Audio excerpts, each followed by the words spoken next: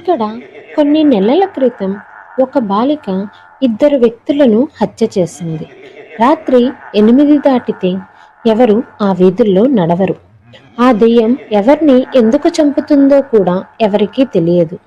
అసలు కథలోకి వెళితే ఈ కథ బీహార్లోని పాత నగరమైన దర్యాపూర్కి చెందినది. ఇక్కడ ప్రతి ఆదివారం చిన్న సండే మార్కెట్ జరుగుతుంది. ఈ మార్కెట్ బయట ఒక మోమోస్ స్టాల్ ఉంది. రమ్య, ఆమె భర్త మోహన్ ఎప్పుడు ఆ మార్కెట్కి వస్తూ పోతూ ఉండేవారు. కానీ ఎప్పుడు ఆ స్టాల్ దగ్గరికి వెళ్ళలేదు. ఆ స్టాల్ ఎలా ఉంటుందంటే, ఆ మోమోస్ అమ్మే మహిళను చూస్తుంటే ధనవంతురాలై మోమోస్ అమ్ముతుందని అనిపిస్తుంది. ఏదో ఉంది, ఆ అమ్మాయికి ఏదో లాభం ఉండాలి, అందుకే ఇక్కడ మోమోస్ అమ్ముతుంది. ఎప్పుడు ఎర్రటి లిప్స్టిక్ వేసుకొని ఫ్యాన్సీ దుస్తుల్లో నిల్చుంటుంది. ఇలా మోమోస్ని ఎవరు అమ్ముతారు? ఆమె తన మోమోస్కి వేరే ఏదైనా జోడిస్తుందా? అంత ధనవంతురాలు మోమోస్ ఎందుకు అమ్ముతుంది? అందరూ మార్కెట్ లోపల ఉంటే ఆమె మాత్రం మార్కెట్కి దూరంగా మోమోస్ను ఎందుకు విక్రయిస్తుంది? ఇవన్నీ కళాశాల లేదా పాఠశాల వెలుపల విక్రయించాలి.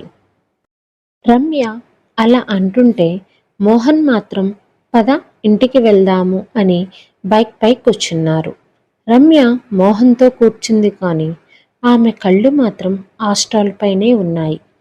ఆమెలో ఏదో ప్రత్యేకత ఉంది అంటూ, మీకు తెలుసా, ఇక్కడ కొన్ని నెలల క్రితం ఒక బాలిక ఇద్దరు వ్యక్తులను హత్య చేసింది. మోహన్కి ఆ అమ్మాయి విషయం చాలా వింతగా అనిపించింది. ఇక్కడ ఒక దెయ్యం అమ్మాయి రూపంలో తిరుగుతుందని, ఆ అమ్మాయే ఇద్దరు వ్యక్తులను చంపిందని చెప్తున్నారు.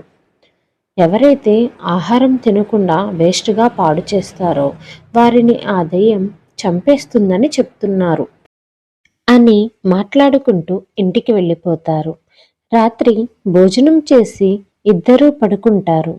మోహన్ నిద్రపోతాడు, కానీ రమ్య మాత్రం నిద్రపోదు. ఆ అమ్మాయి గురించి ఆలోచిస్తూ ఉండిపోతుంది. ఏదో ఉంది, ఆ అమ్మాయికి ఏదో లాభం ఉండాలి, అందుకే అక్కడ మోమోస్ అమ్ముతుంది. అది మార్కెట్కి అంత దూరంలో. ఆమె అంత అందంగా ఎలా ఉంది? మోమోస్ ఎందుకు అమ్ముతుంది? అది కూడా మార్కెట్కి అంత దూరంలో. ఇలా కొన్ని రోజులు గడిచిపోయాయి. కొన్ని రోజుల తర్వాత రమ్య గర్భవతి అవుతుంది. ఇద్దరు చాలా సంతోషంగా ఉంటారు. మోహన్కి భార్య అంటే చాలా ఇష్టం. ఇటువంటి పరిస్థితుల్లో నీకు ఏం తినాలని ఉంది అని అడుగుతాడు మోహన్ రమ్యని. రమ్య మోహన్ని రోజు ఏదో ఒకటి తీసుకురామని అడుగుతుంది. మోహన్ కూడా తెస్తాడు. ఒకరోజు రమ్యకు ఆరోగ్యం బాగాలేదు. ఈరోజు నాకు వంట చేయటం ఇష్టం లేదు, ఈరోజు బయట తింటారా?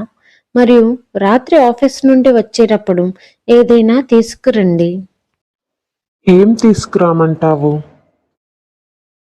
నాకు మోమోస్ తినాలని ఉంది. ఆ మార్కెట్ బయట అమ్ముతుంది అమ్మాయి. మోమోస్లో ఏదో ఉందండి, అందుకని నాకు ఆ మోమోస్ తినాలని ఉంది. ఈరోజు నాకు ఎందుకో తెలియదు, ఆమె తన మోమోస్లో ఏం పెడుతుందో అని నేను తెలుసుకోవాలనుకుంటున్నాను.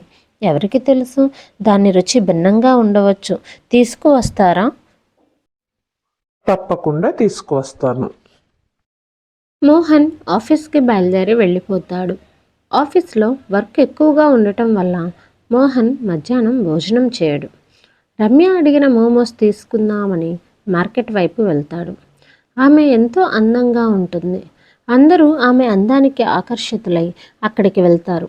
ఆమె చేసే మోమోస్ వాసన అందరినీ అక్కడికి ఆకర్షించేలా ఉంటాయి. మోహన్ అక్కడికి వెళ్తాడు. అప్పుడు మోహన్ ఆమెతో, ఆమె వాటిని తయారు చేస్తున్నప్పుడు మోమోలను ఎందుకు తినకూడదు? నేను ఒక పని చేస్తాను. ఇక్కడ ఒక ప్లేట్ తింటాను, మిగిలినవి రమ్యతో కలిసి తింటాను. రమ్యకు కూడా ఇది నచ్చుతుంది. ఈరోజు సండే మార్కెట్ లేదని మోహన్ అనుకున్నాడు. అప్పుడు మోహన్ చుట్టూ ఎవరూ లేకపోవటం చూశాడు. అదే మహిళ మాత్రమే పచ్చరంగు దుస్తులు మరియు ఎరుపు రంగు లిప్స్టిక్ను ధరించి అది తిని మిగిలిన మోమోలను వేడి చేస్తూ పాట పాడుతుంది.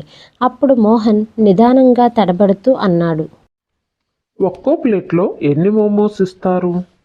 తన దగ్గర నిలబడిన మోహన్ని చూసి ఆమె కంగారు పడి త్వరగా ప్లేట్ కిందకి దించింది. ఒక ప్లేట్ ఖరీదు 60 రూపాయలు. ఇందులో 12 మోమోస్ ఉంటాయి. బండి చూడటానికి చాలా ఖరీదుగా అనిపించింది. ఇవ్వచ్చు, కానీ ఇది చాలా చవక.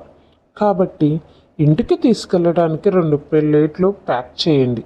మరియు ఇప్పుడు తినటానికి నాకు సగం ప్లేటు ఇవ్వండి. నేను 2 ప్లేట్లు ప్యాక్ చేస్తాను. మీకు తినడానికి కూడా ప్లేట్ ఇస్తాను.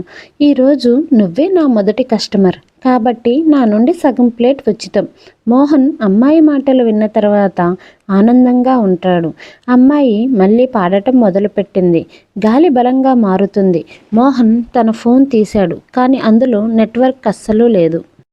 మీకు తెలుసా, ఇక్కడ కొన్ని నెలల క్రితం ఒక బాలిక 2 వ్యక్తులను హత్య చేసింది. ఎవరు ఎన్ని చేసిందో, ఎందుకు చేసిందో తెలుసా అని అడుగుతాడు. అందుకు ఆమె కోపంతో నాకు తెలియదు అని చెబుతుంది. అది విని మోహన్కి ఆ అమ్మాయి గొంతు చాలా వింతగా అనిపించింది. కానీ నేను త్వరగా మోమోస్ తిని రమ్యకి ఇంటి దగ్గరకు తీసుకువెళ్తాను. సార్, ఇదిగోండి మీ హాట్ మోమోస్, అది కూడా ఫుల్ ప్లేట్. మీరు దీన్ని తినండి. అప్పటి వరకు నేను మీ ఇంటికి మోమోస్ ప్యాక్ చేస్తాను. కానీ కేవలం ఒక షరతు సార్, మీరు అన్ని మోమోస్ తినాలి. మోహన్ మోమోస్ తీసుకుని తినటం మొదలుపెట్టాడు. అతను మోమోస్ తింటుంటే అమ్మాయి ముఖం భయంకరంగా మారుతుంది. చుట్టూ ఎవరూ లేకపోవడంతో మోహన్ చాలా భయపడ్డాడు. ఏమైంది సార్ అంది. అది కూడా తినండి, మీరు అన్ని మోమోస్ తినాలి. ఇప్పుడు ఆ అమ్మాయి గొంతు కూడా భారంగా మారింది. అప్పుడు మోహన్ కళ్ళు ఆమె పాదాలపై పడ్డాయి. అవి తలకిందులుగా ఉన్నాయి. కానీ మోహన్ మాత్రం పట్టించుకోనట్టే నటిస్తాడు. అయితే అప్పుడు మోహన్ కళ్ళు మోమోస్ మీద పడ్డాయి. అతను తింటున్న మోమోస్లో చాలా కీటకాలు నివసిస్తున్నాయి. అప్పుడు అతను అమ్మాయి వైపు చూస్తాడు. ఆమె ఒక దెయ్యం. మోహన్ దెయ్యం తయారు చేసిన మోమోస్ తింటున్నానా అని. అప్పుడు దెయ్యం, మీరు ఎందుకు ఇలా వదిలేశారు? ఆమె మాటలకు మోహన్ స్పందించలేదు. మోహన్ తన మాట వినకుండా బైక్ స్టార్ట్ చేసి అక్కడి నుండి వెళ్ళిపోయాడు. కానీ ఆ దెయ్యం నవ్వుతూ నిలబడి ఉన్న చోటుకే బైక్ తిరిగి వస్తుంది. మీరు ఆర్డర్ చేసిన మోమోస్ కూడా మీ వెంట తీసుకెళ్ళండి, ఇది కూడా తీసుకోండి అని దెయ్యం అతని వైపు కదలటం ప్రారంభిస్తుంది. మోహన్ మళ్ళీ బైక్ స్టార్ట్ చేస్తాడు. తర్వాత మళ్ళీ అక్కడికి వస్తాడు. ఏం జరుగుతుంది? మరియు మోమోస్ తినాలనుకుంటున్నారా?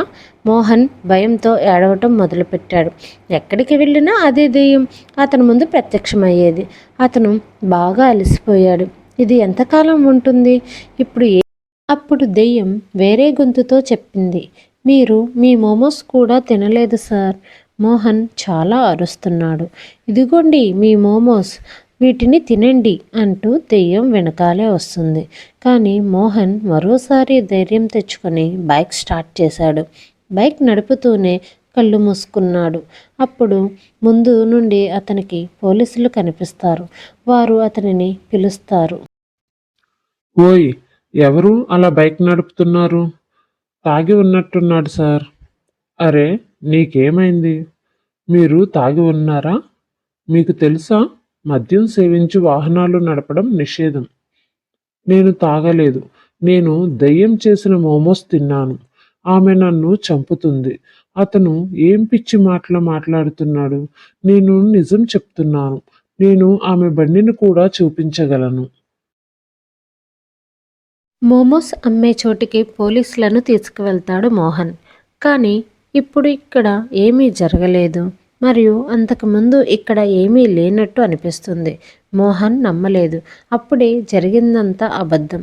ప్రస్తుతం మోహన్ పరిస్థితి మరీ విషమంగా అయిపోయింది. ఆరోగ్యంతో పాటు మానసిక పరిస్థితి కూడా క్షీణించింది. పోలీసులు మోహన్ని జాగ్రత్తగా వాళ్ళ ఇంటి దగ్గర దించడానికి వెళతారు. రమ్య ఇంటికి వచ్చిన మోహన్ని అలా చూడగానే ఆమెకు ఏడుపు వస్తుంది. మీకు ఏమైందండి?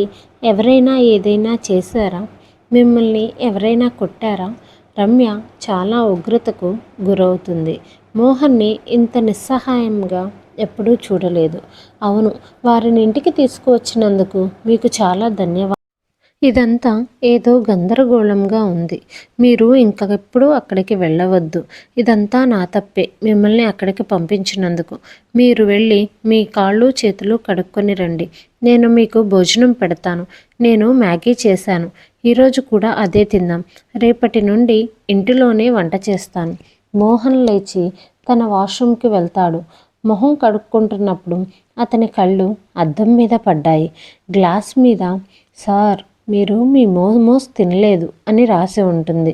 వెంటనే మోహన్ తన భార్య అయిన రమ్య వైపు చూస్తే తన మృతదేహం పడి ఉంటుంది.